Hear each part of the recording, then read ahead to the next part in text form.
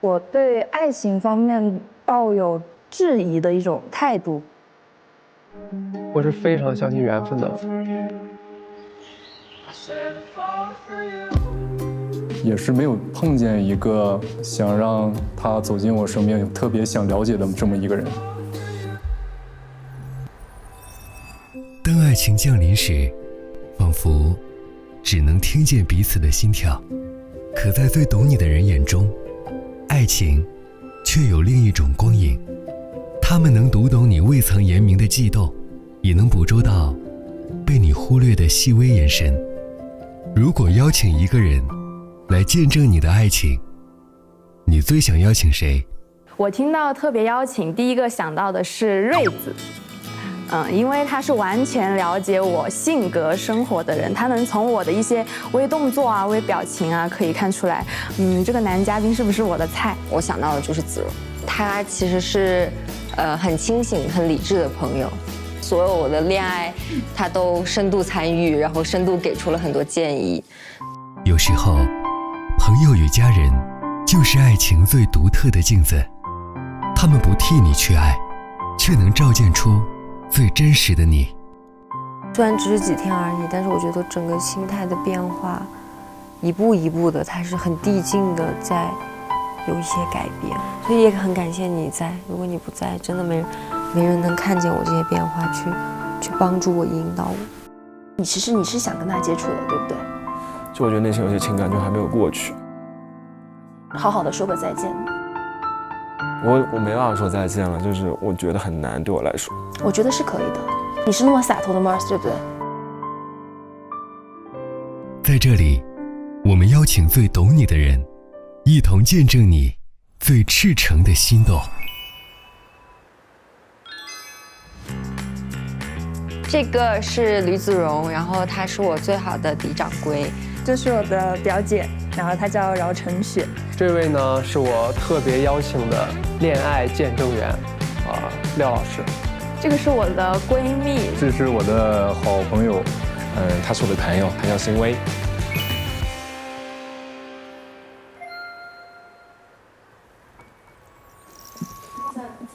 这怎么打开？你真的会开吗，宝宝？这是给我的。对啊，你不想要吗？给我呗。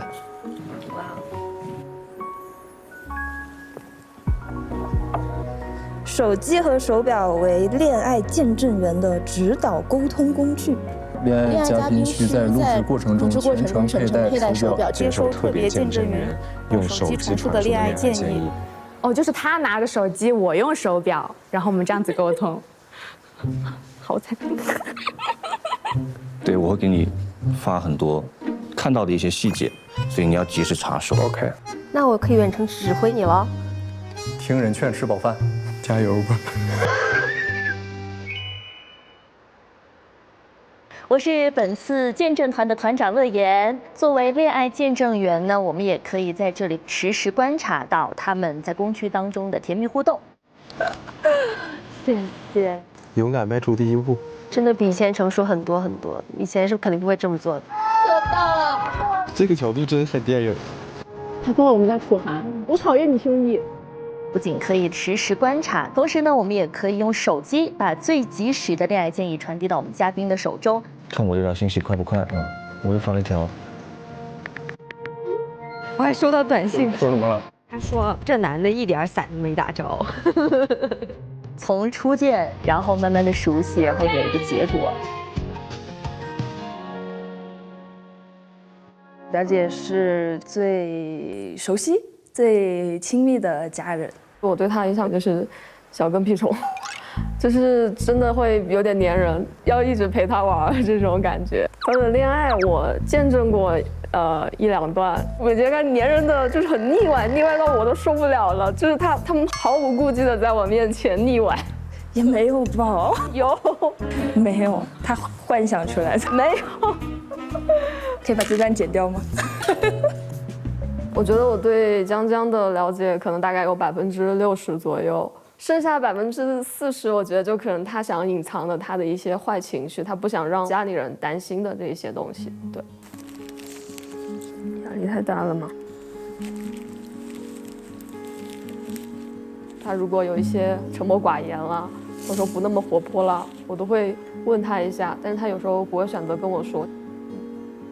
想跟他说一下，就是如果他愿意跟我说的话，我随时都在这边，就他想说的话都可以跟我说。我需要一个道具，前面有个人，马上躲没有啊，是这样子的一个反应，就是他的反应。我觉得他可能不会找借口，我觉得他会直接向我表达他很开心，说啊那个人约我了，怎么样，那明天我可能不能跟你一起出去了。反驳。我不会这么礼貌的说，我会说拜拜，就这种感觉，就不会那么客套的跟他说啊，那可能明天就不能跟你一起出去了，我不会这样说的。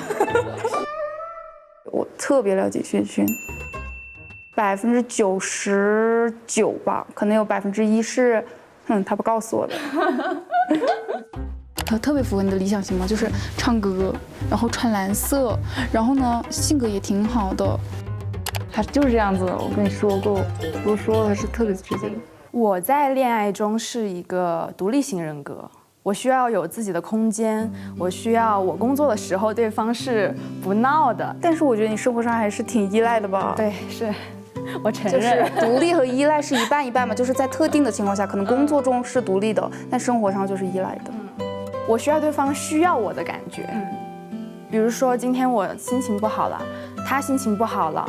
他会给我表露出他稍微就是脆弱的那一面，对，不能说完全大男子主义。你的事情我包办了，你不用担心我，不要这样。他还是喜欢就是多沟通。对，其实我是喜欢心灵与心灵的交流，就是我们一定要同频。因为我之前谈的2段恋爱，其实差不多是我的同行，然后这次想接触一下别的行业、别的性格的男生，然后我也特别希望他能在这个节目上面找到他的心动男嘉宾，也很期待。季节，夏天。有一个夏天他不喜欢的原因我也知道，是因为怕晒黑，然后就不喜欢夏天。好，我知道。好，可以，这个解释很好。比心，拍照。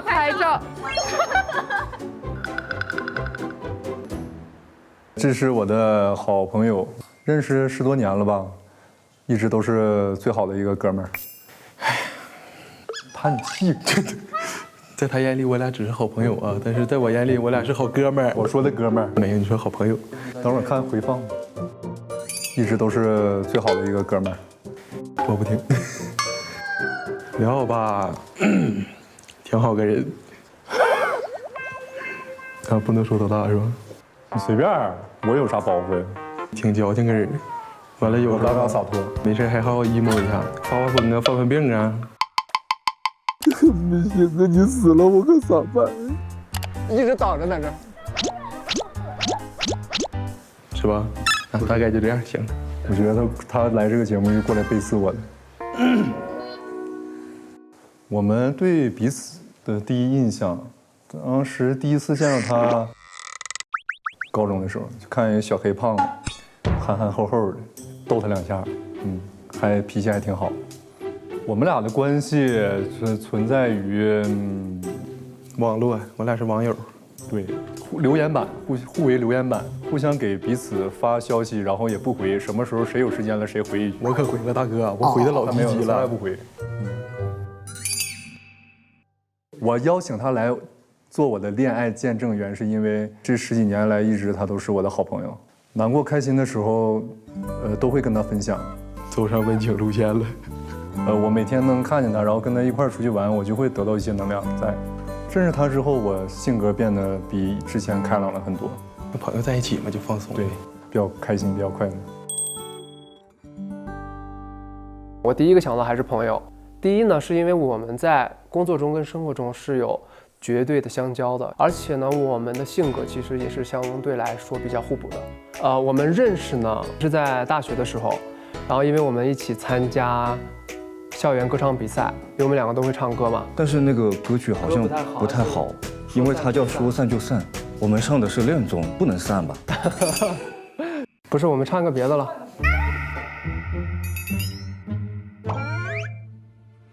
那个就是爱你呗。不是，你唱我来帮你合一下，我想想和声啊。这可以吗？低一点，低一点，别太高。就是爱你爱着你。高了哥，高了高了。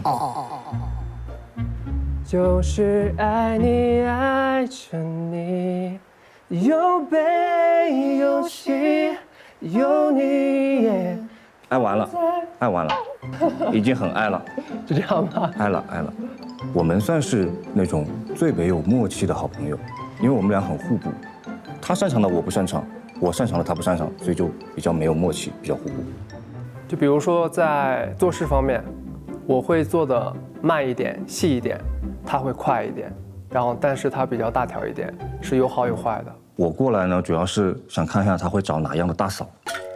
OK， 我会是一个相对细腻一点的恋爱见证员，因为我比较擅长于发现别人的小情绪和一些微表情，可以给到他一些很好的建议。如果你确定了的话，我觉得你就猛攻就好，因为我在观察室看得很清楚，有点危险。那你觉得我该怎么去表现会比较好呢？你对其他女嘉宾可以开始划界了。他在我的生活中跟工作中其实都占据了很大一部分。对于我的恋爱，他也能及时的发现我有任何的不足。比如说我跟这个女生在交谈的时候，或者说在做某些事情的时候，突然我说出来的某句话让这个女生感觉到不适，我没有注意到，她会可以提醒我。我觉得最理想的恋爱状态应该是互补的状态。就比如说我需要一些情绪价值，他刚好在某些地方可以给我补上，而他需要一些被照顾的瞬间，或者说需要一些温暖呀，刚好可以给予给他。不管是爱情也好，还是这一段算是旅程也好，我都希望是一个很好的过程。如果想更多的了解孟总、孟哥，就咱们节目里见，好吧？收。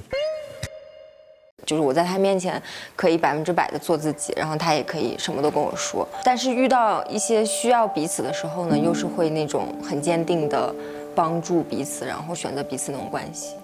我觉得也是，就是她是个喜欢做梦的女孩子，就是我觉得在这种地方能让她去做一个那么甜的梦，梦醒了怎么办？不会醒的，宝宝。就是要得到楚涵，一定要通过我这一关。我不希望你就是总是为了别人去妥协，因为我真的觉得你按照以前的你，你不会这个样子。好吓人！你别把人家吓跑。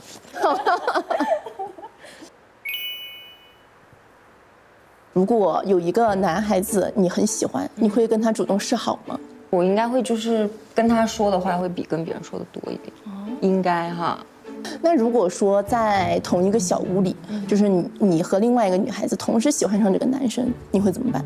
你干嘛？你问这些问题，这是很现实的，宝宝。那我会看那个男孩子更喜欢谁，他们两个是双向奔赴，我就觉得没有必要去再伤害另外一个女孩子。可是如果是这样的情况，你退出的话，你也是被伤害的那一方啊，宝宝。那我现在就哭。你真是够了。如果全部人都喜欢你怎么办？你猜里面有几颗？啊，我不知道，1颗2颗。真的？因为每个女孩子都有她独特的美和魅力，我觉得这个肯定不可能的，因为每个人喜欢的东西是不一样的。但如果这样的情况真的就是发生了呢？我觉得不可能，我选择不回答这个问题，因为我觉得它不可能。行，那如果说就是整一个过程中，如果没有人喜欢你，你会怎么办？你到底是不是我闺蜜？当然，我就是替你考虑所有的情况啊，宝宝。那没办法，我就跟你玩儿，所以我才带你来啊，因为我怕没有人喜欢我。OK 啊，那如果没有如果了。好，没有如果了。我觉得欣薇在我的心里面，她是老师也是朋友，她在事业上给了我很大的引导跟帮助，但是在生活中也会去指出你性格上的缺陷。我虽然嘴上我不太能接受她对我的那么直接，但是其实我还是知道，就这些东西其实是为我好的。她是除了我爸妈、我外婆之外，就最了解我的人。当时听说他要来参加恋综的话，我其实是有点担心的，因因为他有时候说话不经过大脑，情商又有点低，比如说什么你腿这么粗啊，腿变粗了，怎么可能？我就怕他被人家嫌弃，然后他自己还在这儿傻乐，哇！别动！单纯想问一下我这个人看上去，我呆滞吗？他给我的评价都是很中肯，然后从实际出发的，然后他肯定也希望我恋爱的发展是走向一个好的结果，所以希慧在这边的话，他会为我保驾护航，我觉得会安心很多。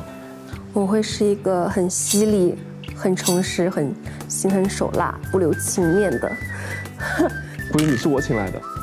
对啊，但是我会很诚实。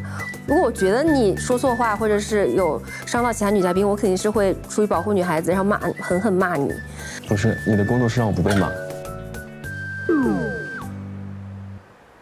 我现在心目中最理想的恋爱状态是，就是我希望，我跟这个女生我们的相互间的喜欢是没有任何杂质的，然后有一段不能说轰轰烈烈吧，但是至少是就非常值得回味的感情，我觉得有意义的感情。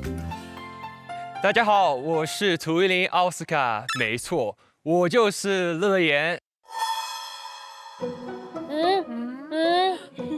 我就是乐言，特别邀请来代班的见证团团长。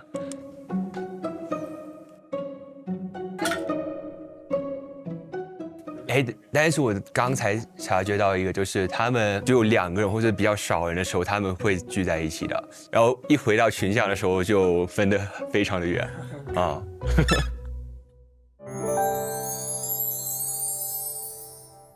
哦，恋爱小屋。我们别当恋综史上最沉默的吃饭的饭桌，好不好？我们派一个艺人去跟他们一起聊天，活跃气氛。你为什么要背着我出轨？还是让你知道了。哎呦，单人份的早餐，哇！哎，这多不好意思，哎呦。总是向你索取，却不曾说谢。给我唱的。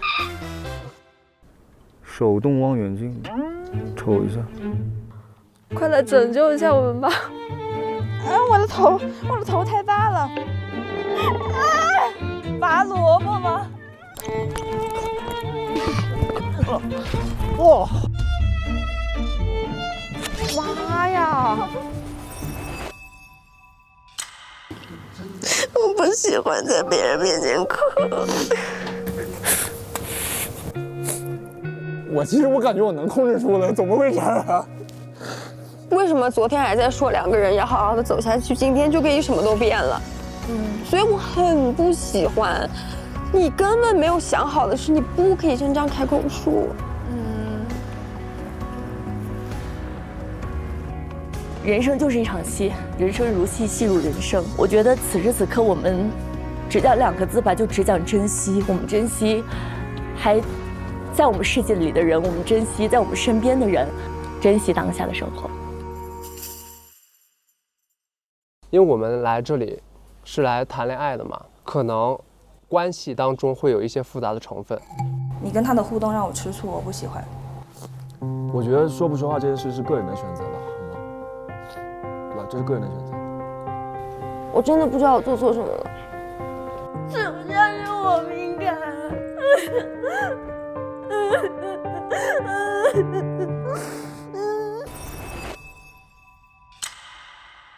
哦，出发喽！快点跑！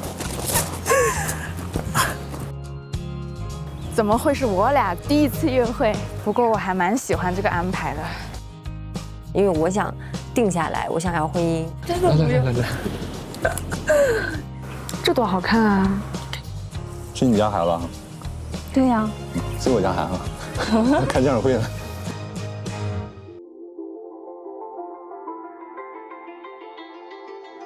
世界这么大，2个人的相遇一定都是缘分。哎呦，这个啊！够了。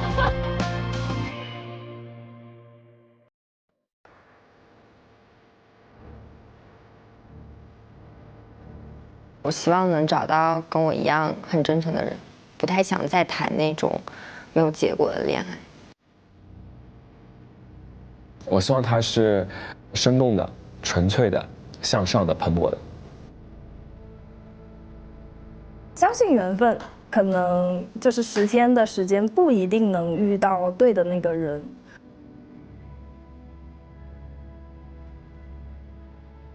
两个人在一起，要是1+1大于2的这种感觉。我对恋爱是一个直接且热烈的人，直给的，有点类似于猛冲型，但是没到。我们双向奔赴，我觉得是我期待的爱情。